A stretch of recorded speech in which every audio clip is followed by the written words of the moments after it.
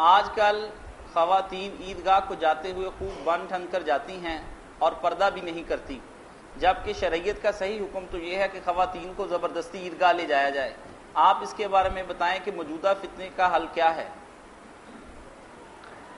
یہی تو بیٹا مصیبت تھی جو حضرت عائشہ صدیقہ رضی اللہ تعالیٰ نے دیکھی کہ حضرت معاویہ رضی اللہ کے زمانہ میں آخر میں جا کر انہوں نے دیکھا کہ عورتیں جو ہے نا وہ غلط حرکتیں کرنے لگیں،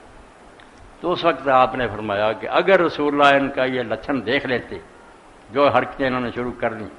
تو مسجدوں میں آنا ان کا روک دیں۔ یہ اس وقت انہوں نے کہا کہ داخلہ بند کر، یہ آنا تھا ان کا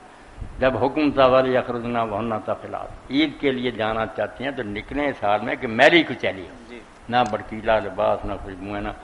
اگر یہ ہے کہ فیشن دکھانا تو پھر تو بجائے نیکی کے گناہ۔ میں مکہ شریف میں ایک ہوٹل میں ٹھہرا تھا، وہاں پھر کتاب وغیرہ رکھ دیتے ہیں کہ لوگ پڑھیں۔ ایک عالم دین کا اس نے لکھا، میری بہنوں خدا کے لیے نہ اپنے حج اور عمرے برباد کرو نہ حاجیوں کی کرو، کیوں حرم میں اس طرح تم آتی ہو کہ وہ بیچارے جب تم ان کی نظر پڑتی ہے وہ کمانے کے بجائے تباہ کر کے جاتے ہیں اپنا سب،